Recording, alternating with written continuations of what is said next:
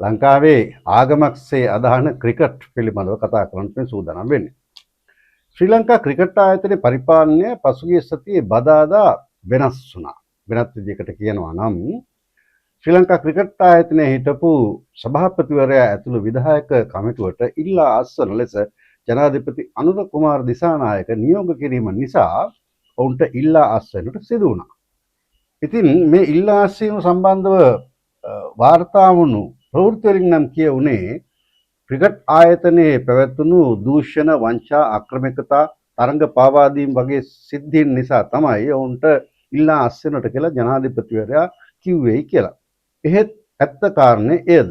මත් නිසාද ඔවුන්ගේ ඉවත්වීමෙන් අනතුරුව වහාම පත් කරන ලද නව අතුරු පාලක කමිටුව පිළිබඳව විශාල ආందోලනයක් මේ වන විට ඇති වී තිබෙනවා. ශ්‍රී ලංකා ක්‍රිකට් ආයතනය කියන්නේ ලංකාවේ අති විශාල ධනස්කන්ධයක් රැස් වෙන ආයතනයක්. සමහර විට මේ වීඩියෝ බලන ඔබට හිතාගන්නට බැරි තරමේ විශාල ආදායමක් ශ්‍රී ලංකා ක්‍රිකට් ආයතනයට තිබෙනවා. ඉතින් මෙන්න මේ ක්‍රිකට් ආයතනය පරිපාලනය කිරීම සඳහා අලුතින් තේරීපත් වූ එසේත් නැත්නම් අලුතින් පත් කරන ලද අතුරු කමිටුව පිළිබඳ විවිධාකාර කතා පැතිරෙමින් තිබෙනවා. මේ සියල්ලම අද මේ වීඩියෝවේදී කතා කරන්නට මම බලාපොරොත්තු වෙනවා. ශම්මි සිල්වා ශ්‍රී ලංකා ක්‍රිකට් ආයතනයේ සභාපති තනතුරට පත් වුණේ 2019 අවුරුද්දේ නිල වර්ණයේ. ශම්මි සිල්වා ඔබට මතකයිනේ. ගිය අවුරුද්දේ අර යාපනයේ අන්තර්ජාතික ක්‍රිකට් ක්‍රීඩාංගණය හදලා දෙසැම්බර් වෙන්නට කලින් පළවෙනි මැච් එකක් ගහනවා කියලා ජනාධිපති අනුර කුමාර දිසානායකට ලොකු ලණුවක් දුන්නේ. අන්න එයා. ඉතින් එයාට ගිය බදාදා ඉල්ලා අස්වෙන්නට සිදු වුණා. හැබැයි ඔහුට ඉල්ලා අස්වෙන්නට සිදුවෙන බව ඊට දෙසතියකට කලින් සිටම ක්‍රීඩා ක්ෂේත්‍රයේ සහ දේශපාලන ක්ෂේත්‍රයේ පුංචි දූෂමාන ආරංචියක් වශයෙන් පැතිරෙමින් තිබුණා. ඒ සමගම ඔහුගෙන් හිස්වන තනතුරට එසේත් නැත්නම් ඔහු වෙනුවට ක්‍රිකට් ආයතනයේ සභාපති තනතුරට සමගි ජන බලවේගයේ හිටපු මන්ත්‍රීවරයෙකුගේ නමකුත් යෝජනා වෙලා තිබුණා. ඔහු තමයි ඉරාන් වික්‍රමරත්න. ඉතින් සති දෙකකට කලින් ඉඳලාම ඔහුට ඉල්ලා අස්වෙන්නට ජනාධිපතිවරයා කිව්වාය කියන පුවත දූෂමාන ආරංචියක් වගේ පැතිරෙමින් තිබුණා. කෙසේ හෝ වේවා ශම්මි සිල්වා ඇතුළු විධායක සභාව පසුගිය බදාදා ඉල්ලා අස්වුණා. ඒ පිළිබඳව ක්‍රීඩා ඇමතිවරයා සුනිල් කුමාර ගමගේ කළ ප්‍රකාශයක් ජනමාධ්‍ය මෙන්න මේ ආකාරයට වාර්තා කර තිබුණා. නිලවර්ණයෙන් තේරීපත් වුණ ශ්‍රී ලංකා ක්‍රිකට් ආයතනයේ සභාපති ශම්මි සිල්වා සහ පාලන කමිටුව අද නිල වශයෙන් එයාලා දුරෙන් ඉල්ලා අස්වුණා. ක්‍රීඩා අමාත්‍යවරයා හැටියට මට තියෙන බලතල අනුව ක්‍රිකට් ආයතනයේ ඉදිරි වැඩ කටයුතු සිදු කරන්න හිටපු ඇමති කෙනෙක් වන ඉරාන් වික්‍රමරත්න ඇතුළු 9 දෙනෙක් පත් කළා. මේ කමිටුවේ අපේ හිටපු ක්‍රිකට් ක්‍රීඩකයන් වන සිදත් වෙත්තිමනි, රොෂාන් මහානාම සහ කුමාර් සංගක්කාර ඇතුළු පිරිසක් ඉන්නවා. මේක ඇත්තටම ලංකාවේ ක්‍රිකට් ට්‍රාන්ස්ෆෝර්මේෂන් කරන්න පත් කරන කමිටුවක්. අපි බලාපොරොත්තු වෙනවා ඉස්සරහට කලින් තිබ්බ විදියට ලංකාවේ ක්‍රිකට් දියුණු වෙලා ජයග්‍රහණ කුසලාන දිනන තැනට ආපහුපත් කරන්න අවශ්‍ය වෙනස්කම් මේ හරහා සිද්ධ කරන්න. මේ කමිටුව ඔවුන් හඳුන්වන්නේ අතුරු කමිටුව කියලා නෙවෙයි, පරිවර්තනීය කමිටුවක්. අලුත් සභාපති ඉරාන් වික්‍රමරත්න කියන්නේ ප්‍රතිසංස්කරණ කමිටුවක්. ඔවුන් කුමන නමකින් හැඳින්වුවත් ක්‍රීඩා පනතේ දැක්වෙන විදිහට ක්‍රීඩා ඇමතිවරයා විසින් පත් කරනු ලබන මේ කමිටුව හඳුන්වන්නේ අතුරු පාලන කමිටුව යනුවෙන්. ශ්‍රී ලංකා ක්‍රිකට් නව අතුරු පාලක කමිටුව. ඉරාන් වික්‍රමරත්න සභාපති, රොෂාන් මහානාම, කුමාර් සංගක්කාර, තුෂීර රදැල්ල, සිදත් වෙත්තිමුනි, අවන්ති කොළඹගේ, ප්‍රකාශ් ශාෆ්ට, උපුල් කුමරප්පරුම, ඩිනාල් ෆිලිප්ස්. දැන් සමගි ජන බලවේගයේ දේශපාලනඥයෙක් ශ්‍රී ලංකා ක්‍රිකට් ආයතනයේ සභාපති තනතුරට පත්වීම ගැන දේශපාලන ක්ෂේත්‍රයේ කිසියම් ආందోලනයක් ඇති කරන ආකාරයේ සිද්ධියක් වුණා. කෙසේ වෙතත් ඉරාන් වික්‍රමරත්න මේ තනතුර භාරගෙන ඊට පසුව ප්‍රකාශයක් කළා. ශ්‍රී ලංකා ක්‍රිකට් ක්‍රීඩාවේ පරිවර්තනීය වෙනසක් ඇති කිරීම සඳහා පත් කළ ශ්‍රී ලංකා ක්‍රිකට් ප්‍රතිසංස්කරණ කමිටුවේ සභාපතිත්වය තමා භාරගත් බව හිටපු පාර්ලිමේන්තු මන්ත්‍රී ඉරාන් වික්‍රමරත්න මහතා නිවේදනය කරයි. ජනාධිපති අනුර කුමාර දිසානායක මහතා සහ ක්‍රීඩා අමාත්‍ය සුනිල් කුමාර ගමගේ මහතා කළ ආරාධනයකට අනුව තමා මෙම ධුරය භාරගත් බවත් ඒ සම්බන්ධයෙන් හිටපු ක්‍රිකට් ක්‍රීඩකයන් සහ නායකයන් සමග දීර්ඝ වශයෙන් සාකච්ඡා කළ බවත් ඒ මහතා පවසයි. ඒ අනුව ඊයේ 29 සිට ක්‍රියාත්මක වන පරිදි එම වගකීම බහරගත් බව විශේෂ ප්‍රකාශයක් නිකුත් කරමින් ඔහු සඳහන් කළේය. ඉරාන් වික්‍රමරත්න ක්‍රිකට් ආයතනයේ සභාපති තනතුරට පත් කිරීමත් සමගම සමගි ජන බලවේගය මේ ගැන මොකක්ද කියන්නේ කියලා දේශපාලන ක්ෂේත්‍රයේ උනන්දුවක් ඇති වුණා. ඊට කලින් දවසේ නම් සමගි ජන බලවේගයේ පාර්ලිමේන්තු මන්ත්‍රී එස්.එම්. මරික්කාර් කිව්වේ ඕවා නිකම් මීඩියා ප්ලාන්ට් තාම එවැනි පත් කිරීමක් කරලා නැහැනේ කියලා. ඒත් දවසක් යනටත් කලින් ඒ කතාව ඇත්තක් බවට පත් වෙලා ඉරාන් වික්‍රමරත්න ක්‍රිකට් ආයතනයේ සභාපති බවට පත් වුණා. මෙසේ සභාපති බවට පත් වූ ඉරාන් වික්‍රමරත්න සමගි ජන බලවේගයේ Taman දරූ තනතුරු වලින් ඉල්ලා අස්වුණා. ඔහු සමගි ජන බලවේගයේ කෘත්‍යාධිකාරී මණ්ඩලයේ සමාජිකයෙක්. ඒ වගේම පක්ෂයේ කළමනාකරණ කමිටුවේ සමාජිකයෙක්. ඔහු මේ අලුත් තනතුර බහර ගැනීම සඳහා මේ තනතුරු වලින් ඉවත් වන බව දන්වා පක්ෂයේ ප්‍රධාන ලේකම් රංජිත් මද්දුම බණ්ඩාරට ලිපියක් යවුවා. ඉරාන් වික්‍රමරත්න යවපු මේ ලිපිය භාරගෙන රංජිත් මද්දුම බණ්ඩාර එයට පිළිතුරු ලිපියක් යවුවා. පක්ෂ ප්‍රතිපත්තිය අනුව පක්ෂ සමාජිකත්වයෙන් ඉල්ලා අස්වන ලෙස සමගි ජන බලවේගයේ මහලේකම් රංජිත් මද්දුම බණ්ඩාර මහතා ඉරාන් වික්‍රමරත්න මහතා වෙත ලිපියක් යොමු කරමින් දන්වා තිබේ. සජබ කෘත්‍යාධිකාරී මණ්ඩලයෙන් සහ කළමනාකරණ කමිටුවෙන් ඉල්ලා අස්වීමට වික්‍රමරත්න මහතා ගනු ලැබූ තීරණය බහර ගනිමින් ඊට පිළිතුරු ලිපියක් යොමු කරමින් මේ බව දැනුම් දී ඇත. සෑම අවස්ථාවකදීම පක්ෂයේ ප්‍රතිපත්තිය වූයේ සියලුම ක්‍රීඩා සංගම් නිර්දේශපාලනීය විය යුතු බවත් එහි තනතුරු දේශපාලනයට සම්බන්ධ අය විසින් නොදැරිය යුතු බවත් එම ලිපියේ වැඩිදුරටත් සඳහන් කර තිබේ. තවදුරටත් සිය පක්ෂයේ සමාජිකයෙකුව සිටීම පක්ෂ ප්‍රතිපත්තියට පටහැනි බැවින් සදාචාරාත්මකව කළ යුතු වන්නේ පක්ෂ සමාජිකත්වයෙන්ද ඉල්ලා අස්වීමද බවත් එහි සඳහන්ය. මෙසේ අතුරු පාලක කමිටුවක් පත් කිරීම පිළිබඳව අන්තර්ජාතික ක්‍රිකට් කවුන්සිල් එහෙම නැත්නම් ICC එක දක්වන ප්‍රතිචාරය මොකක්ද කියලා මේ දවස්වල ක්ෂේත්‍රයේ අවධානය යොමු වෙලා තියෙනවා. මොකද හේතුව අන්තර්ජාතික ක්‍රිකට් කවුන්සිලයේ පාලන නීති රටාව අනුව නැත්නම් පාලන නීති රාමුව අනුව අතුරු පාලක කමිටු වලට ඉඩක් නැහැ. වෙනත් ආකාරයකට කියනවා නම් දේශපාලනඥයන් මැදිහත් වී ක්‍රිකට් පරිපාලනය සිදු කිරීම හෝ සිදු කිරීමට පුද්ගලයන් පත් කිරීම ICC ඉවසන්නේ නැහැ.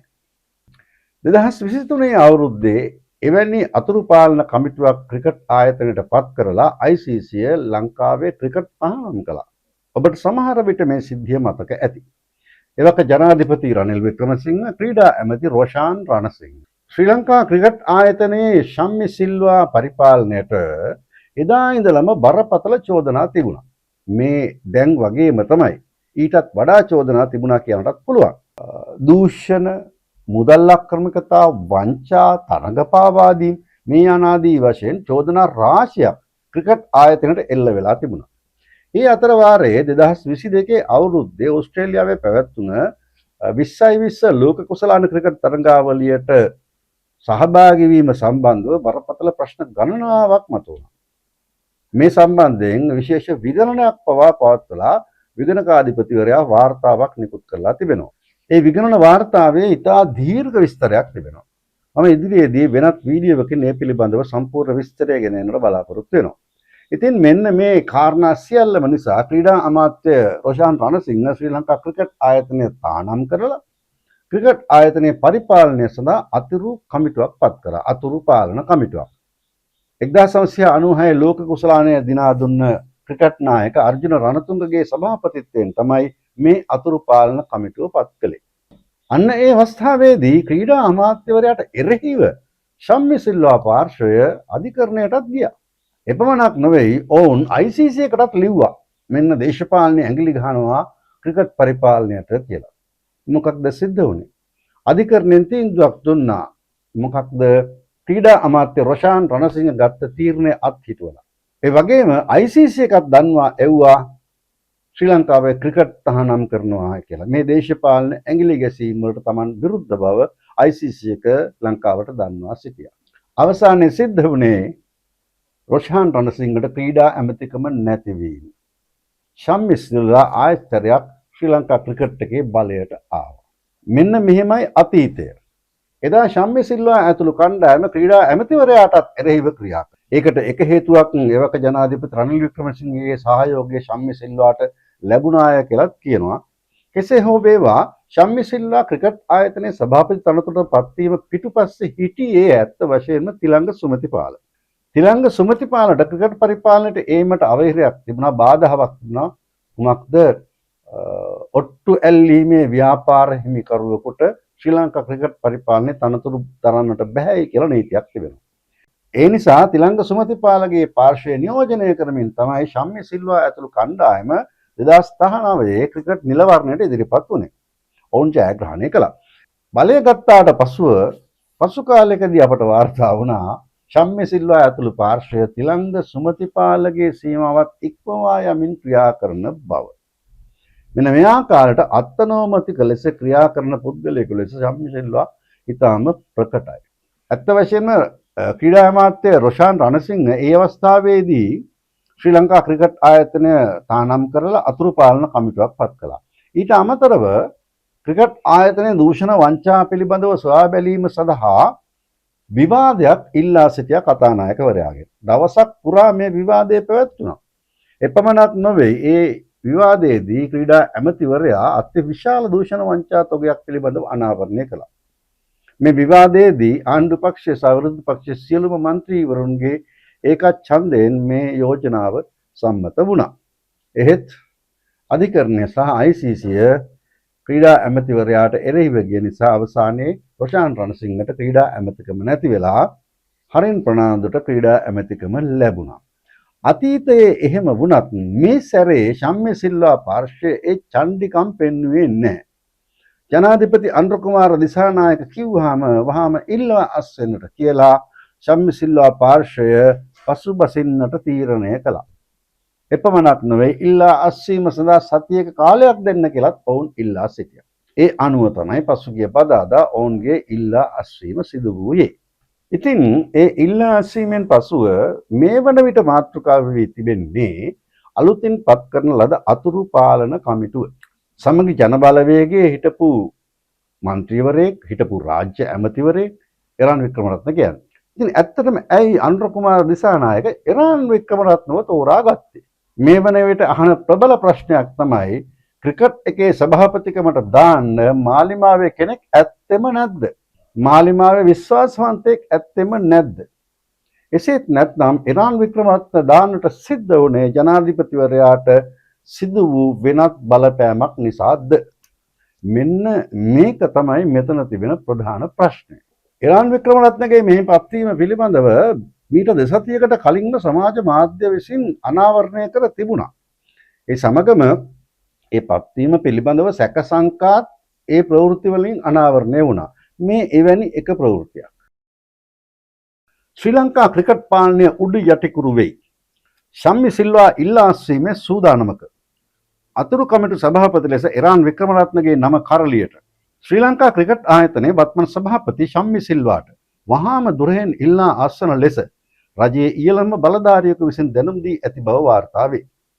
මෙම තත්ත්වයත් සමග ශ්‍රී ලංකා ක්‍රිකට් පරිපාලනය තුළ දැවැන්ත වෙනසක් සිදුවීමේ ලකුණු පහළ වී ඇති අතර ඒ වටා දේශපාලනික හා නෛතික අර්බුද රැසක් නිර්මාණය වෙමින් පවතී. විශ්වාසදායක ආරංචි මාර්ග සඳහන් කරන පරිදි ශම්මි සිල්වා ඉවත් කිරීමෙන් පසුව පත් කිරීමට නියමිත අතුරු කමිටුවේ සභාපතිවරයා ලෙස සමගි ජන බලවේගයේ පාර්ලිමේන්තු මන්ත්‍රී එරන් වික්‍රමරත්නගේ නම යෝජනා වී ඇත. මෙම පත් කිරීම සඳහා එක්තරා කාන්තාවක් විසින් නම යෝජනා කර ඇති බවත් රජයට සමීප පසුගිය යහපාලන සමයේ ප්‍රකට මාධ්‍ය ආයතනයක ප්‍රධානියෙකු ලෙස කටයුතු කළ ව්‍යාපාරිකයෙකු විසින් එය ස්ථිර කර ඇති බවත් පැවසේ. මෙම සමස්ත ක්‍රියාවලිය සම්බන්ධීකරණය කරනු ලබන්නේ විපක්ෂ නායක සජිත් ප්‍රේමදාසගේ සමීපතමයෙකු වූ ලකී විසින් බවද වැඩිදුරටත් වාර්තා වේ. ඒ ප්‍රවෘත්තියෙන් අනාවරණය කළ ආකාරයට එසේත් නැත්නම් සැක පහළ කළ ආකාරයටම මේ සියල්ල සිදු වුණාද කියන සැකය දැන් තිබෙනවා. අතුරු පාලක කමිටුවේ සභාපති තනතුරට එරන් වික්‍රමරත්නගේ නම යෝජනා කළේ එක්තරා කාන්තාවක් යනුවෙන් මේ ප්‍රවෘත්තිය සඳහන් වෙනවා. මේ කාන්තාව වෙන කවුරුත් නෙවෙයි ප්‍රමිෂ්කා Perera.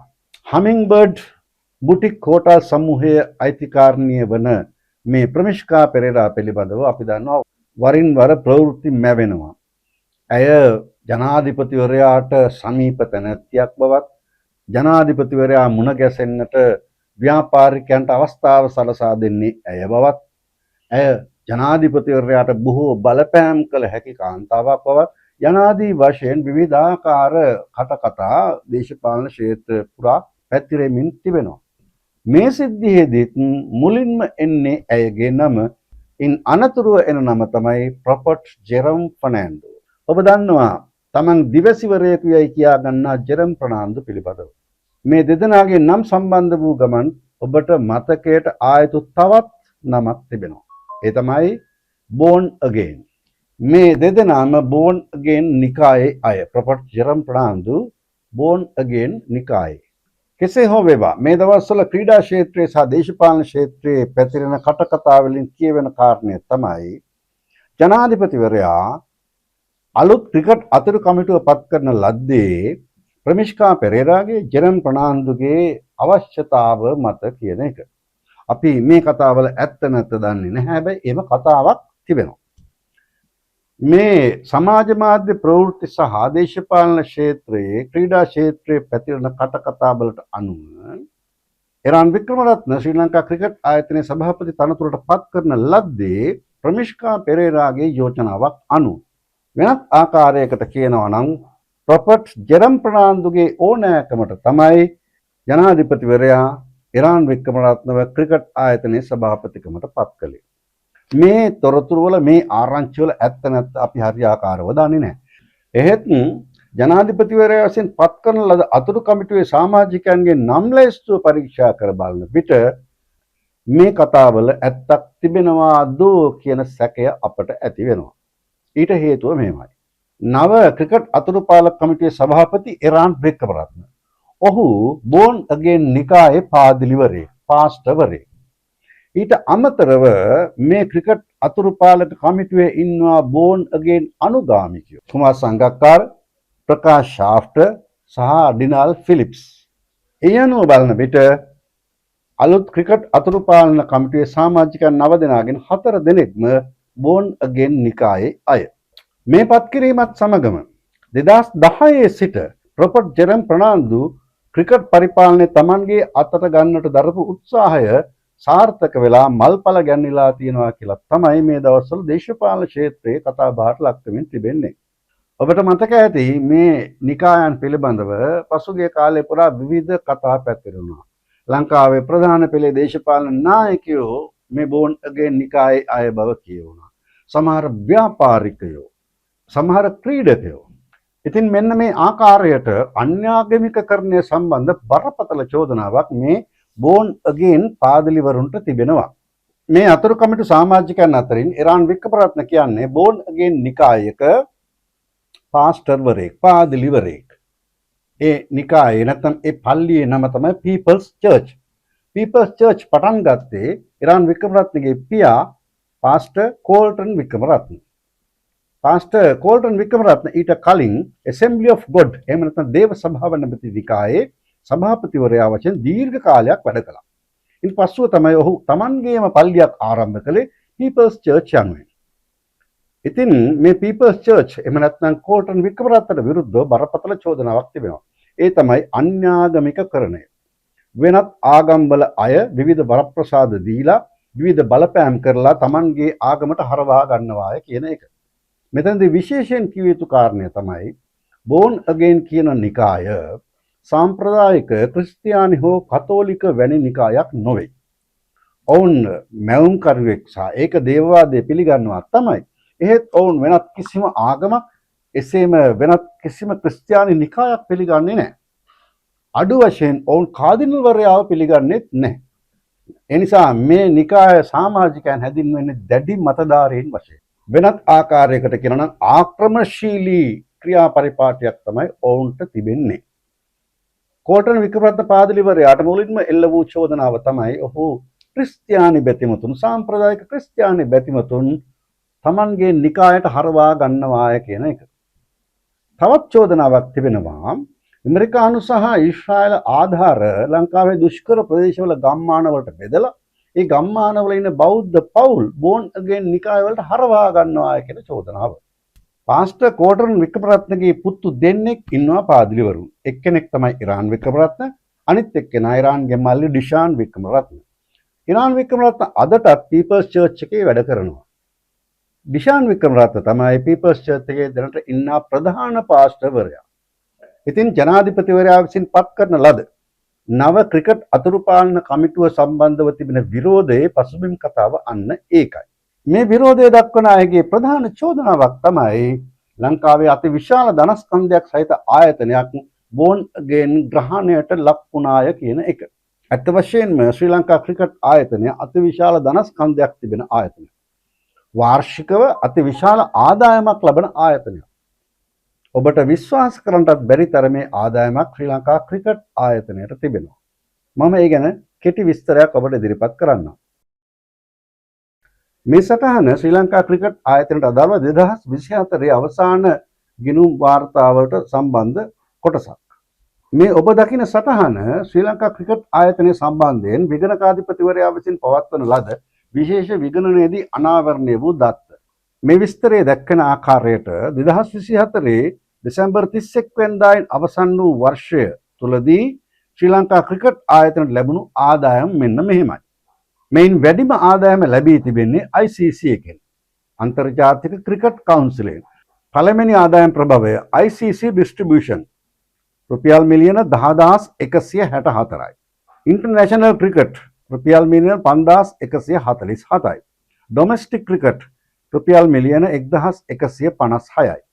Marketing and corporate communication income රුපියල් මිලියන 766යි. අදර් ඉන්කම් රුපියල් මිලියන 749යි. මේ ICC ඩිස්ට්‍රිබියුෂන් කියන්නේ මොකක්ද?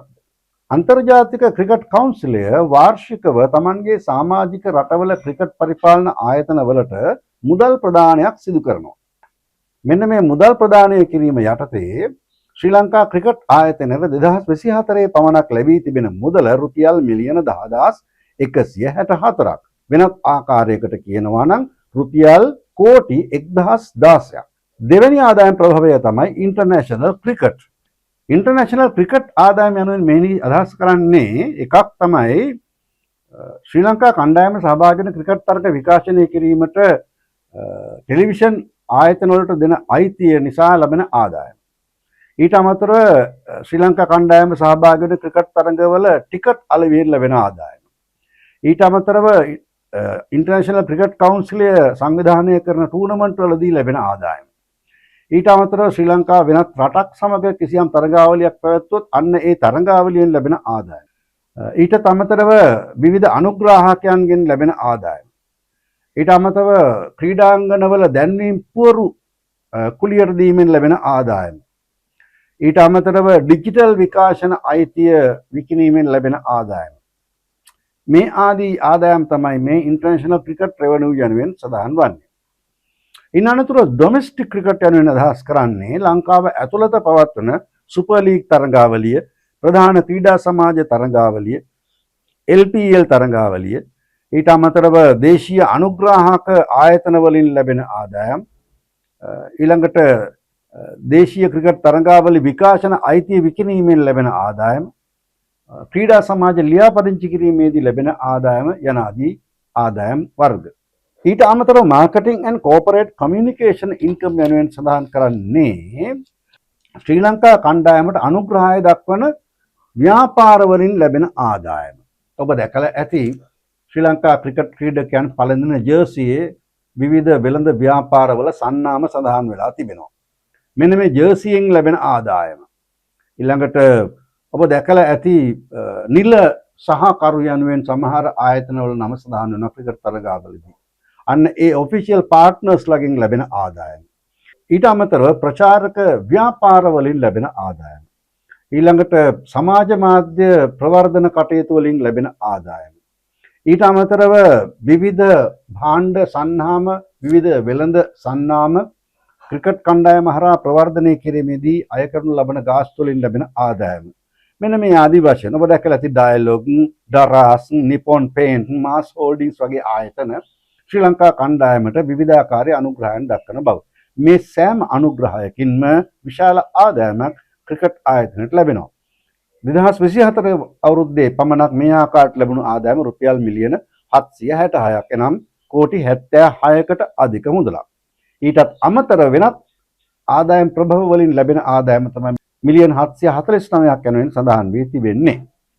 එනම් කෝටි 75කට ආසන්න ආදායමක්. ඒ විස්තරය අනුව ඔබ දකින්නට ඇති 2024 අවුරුද්දේ පමණක් ශ්‍රී ලංකා ක්‍රිකට් ආයතනයට ලැබුණු ආදායම ඒ අවුරුද්දේ පමණක් රුපියල් බිලියන 18ක් පමණ වෙනවා. එනම් රුපියල් කෝටි 1800කට වැඩි ප්‍රමාණයක්. ඉතින් මෙවැනි විශාල ධනස්කන්ධයක් තිබෙන තැනක දූෂණවලට, වංචාවලට, අක්‍රමිකතාවලට තිබෙන ඉඩකඩ වැඩි. එය මෙවැනි මහා පරිමාණ ආදායම් සහිත ව්‍යාපාරවලදී බලාපොරොත්තු විය හැකි තත්ත්වයක්. ප්‍රශ්නය තිබෙන්නේ මේ අතිවිශාල ධනස්කන්ධය පාලනය කරන්නට ශ්‍රී ලංකාවේ ආණ්ඩුවට හැකියාවක් නැහැ. මක් නිසාද ශ්‍රී ලංකා ක්‍රිකට් ආයතනය ආණ්ඩුවෙන් ස්වාධීන වූ ආයතනයක් විදිහටයි පවතින්නේ. අන්තර්ජාතික ක්‍රිකට් කවුන්සිලයට තමයි ඔවුන් වග කියන්නේ. ඒ නිසා ක්‍රිකට් ආයතනයේ දූෂණ වංචා සිදු වුණත් ආණ්ඩුවට මැදිහත් වෙලා ඒවා නවත්වන්නට තිබෙන ඉඩකඩ සීමා සහිතයි. ඒ බව තමයි 2023 අවුරුද්දේ ක්‍රීඩා ඇමති රොෂාන් රණසිංහට අත්විඳින්න සිද්ධ වුණ අත්දැකීමෙන් අපට පෙනෙන්නේ, අපට සනාථ වුණේ. ඉතින් මේසා විශාල ධනස්කන්ධයක් සහිත ශ්‍රී ලංකා ක්‍රිකට් ආයතන පරිපාලනය කිසියම් ආගමික නිකායක ග්‍රහණයකට ලක් වුණා නම් එය බොහෝ දුරට බරපතල ප්‍රශ්නයක් වන්නට ඉඩ තිබෙනවා. ඒ පාලනයට, එහි මුදල් පරිපාලනයට ආණ්ඩුවට අතපොවන්නට බැරි තත්ත්වයක් තුළ මුළුමනින්ම ඒ පිළිබඳ වගකීම පැවරෙන්නේ, බලතල පැවරෙන්නේ, අයිතිය පැවරෙන්නේ මෙන්න මේ අලුතින් පත් වූ ක්‍රිකට් අතුරුපාලක කමිටුවට. ශම්මි සිල්වා ඇතුළු පාර්ශ්වය නම් ඉතා ළඟදී ක්‍රිකට් නිලවරණයක් පැවැත්වෙයි. එයින් නැවත වතාවක් බලයට පත් වෙන්න පුළුවන් කියලා බලාපොරොත්තුෙන් ඇති. මක්නිසාද තවත් මාස 7ක පමණ කාලයක් තමයි ශම්මි සිල්වලාට නිල වශයෙන් ඉතිරි වෙලා තිබුණේ. ඒ නිසා මේ අතුරුපාලක කමිටුව මේ මාස 7ක පමණ කාලය තුලදී ක්‍රිකට් නිලවරණය පවත්වන්නට ක්‍රියා කළ යුතුව තිබෙනවා. ඔවුන් එසේ ක්‍රිකට් නිලවරණය පැවැත්වුවහොත් අලුතින් ක්‍රිකට් පරිපාලන විධායක සභාවක් පත්වන්නට ඉඩ කඩ තිබෙනවා. එය එසේම වේදයි කියන්නට අපට අනාවැකි කියන්නට බෑ. කෙසේ වෙතත් දැනට තිබෙන තත්ත්වය තමයි ඉරාන් වික්‍රමරත්නගේ අලුත් ක්‍රිකට් අතුරු කමිටුව තමයි මෙතෙන් සිට මේ මහා ධනස්කන්ධය පරිපාලනය කිරීමේ වගකීම දරන්නේ. ඉතින් මේ ප්‍රශ්නය පිළිබඳව සමහරු නම් කියන්න ඉඩ තිබෙනවා අනේ අපිට කමක් නැහැ, අපිට ආගම් වලින් වැඩක් නැහැ, ක්‍රිකට් එක හරියට දියුණු කරොත් ඇති. එසේ කියන්නට ඉඩ තිබෙනවා විශේෂයෙන්ම මාලිමා බැතිමතු. මක්නිසාද ඔවුන්ට ආණ්ඩුව කරන හැමදේම හොඳයිනේ. හැමදේම වර්ණනා කරනට ඔවුන් සැදී පැහැදී සිටිනවානේ. ඉතින් අපේ ප්‍රාර්ථනයත් ඒම තමයි. අපිට මේ ආගමික නිකාය ප්‍රශ්නයක් නැහැ. ඔවුන් ආගමික අන්තවාදයක් මේ තුල පතුරවන්නේ නැත්නම්, මේ ආගමික බලපෑම ක්‍රිකට් ආයතනය තුල ව්‍යාප්ත කරන්නේ නැත්නම්, මේ ආගමික නිකායේ අවශ්‍යතා පරිදි ක්‍රිකට් ආයතනය පරිපාලනය කරන්න උත්සාහ කරන්නේ නැත්නම්, මේ ආගමික නිකායට අවශ්‍ය පරිදි ක්‍රිකට් කණ්ඩායම තෝරන්නට ක්‍රියා කරන්නේ නැත්නම්, නැවතත් ජයග්‍රහණ ලබා ගන්නා ක්‍රිකට් කණ්ඩායමක් බවට ශ්‍රී ලංකා ක්‍රිකට් කණ්ඩායම පත් කරන්නට ඔවුන්ට හැකියාවක් ලැබෙනවා නම් ඇත්තටම ප්‍රශ්නයක් නැහැ තමයි. මක් නිසාද අපේ සියලු දෙනාගේ බලාපොරොත්තුව මේ ක්‍රිකට් පරිපාලනය කරන්නේ කවුද? මේක ආගමික නිකායක්ද නැත්නම් පෞද්ගලික ව්‍යාපාරයක්ද? අපිට මේ කිසි දෙයක් අදාළ නැහැ. අපි අපේක්ෂා කරන එකම දෙයයි මොකක්ද? ශ්‍රී ලංකා ක්‍රිකට් කණ්ඩායමේ ජයග්‍රහණය. වෙන විදිහකට කියනවා නම් ශ්‍රී ලංකා ක්‍රිකට් ක්‍රීඩාවේ දියුණුව. මක් නිසාද අපි ලෝක කුසලාන දිනාගත්ත ලෝක කුසලාන ජයපැන් බීපු ඒ සුවඳ හඳුනන ජාතියක්. අද ලංකාවේ ක්‍රිකට් ක්‍රීඩාව ආගමක් තරමට ව්‍යාප්ත වෙලා අවසానයි. ඒත් අපේ තර්කය මේකයි. ක්‍රිකට් පරිපාලනය වෙනස් කළ පමණින්, දූෂිතයන් එළවා දැමූ පමණින් ක්‍රිකට් දියුණු කරන්නට බෑ. තරඟ දිනවන්නත් බෑ.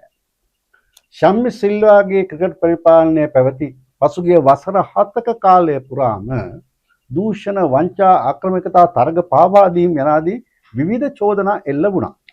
එහෙත් අපේ ක්‍රිකට් කණ්ඩායම දිගින් දිගටම තරග පරාජය වුණේ ක්‍රිකට් පරිපාලනය නිසාම නොවේ.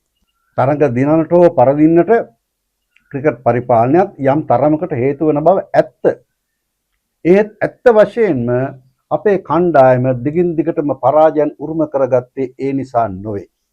පළවෙනිම කාරණය තමයි අපි අවංකව පිළිගත යුතුයි අපේ කණ්ඩායම දුර්වල බව. අපි අපේ කණ්ඩායමට ආදරේ තමයි. අපේ කණ්ඩායම ලෝකේ අනිකුත් සියලු කණ්ඩායම් වලට වඩා ඉහළයි කියනට අපි කැමැති තමයි.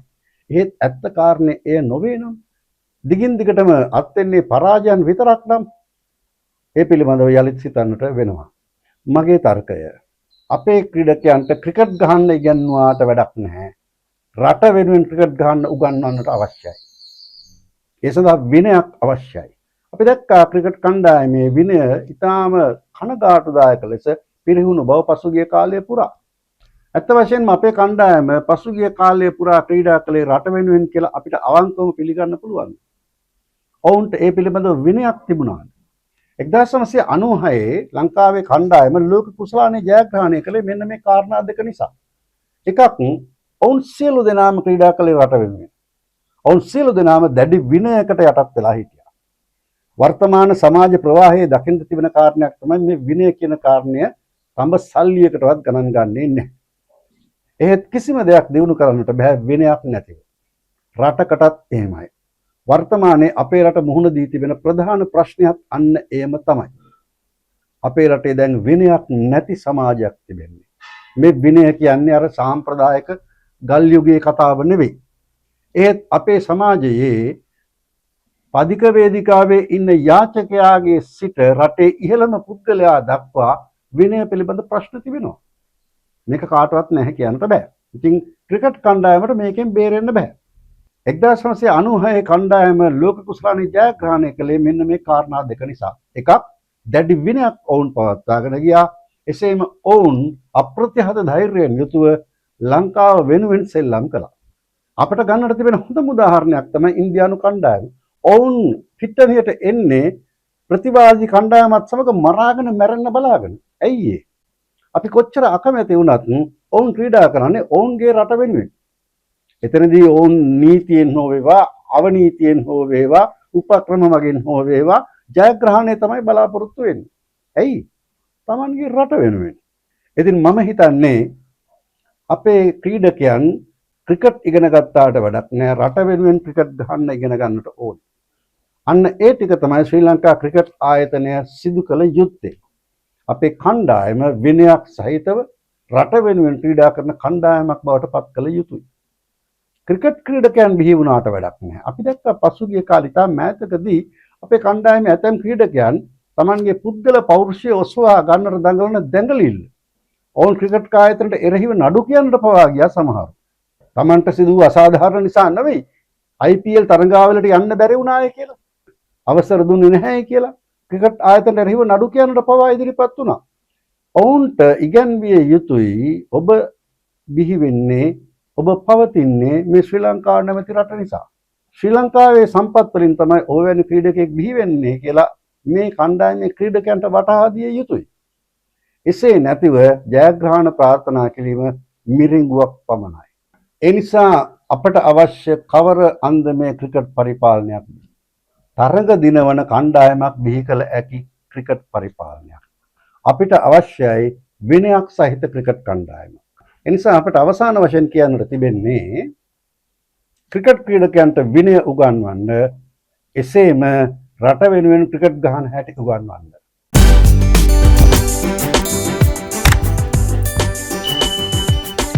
හොඳයි අපි ඊළඟ වීඩියෝ වෙන නැවත හමු වෙමු. මම ධර්මශ්‍රී කාර්යවසම්.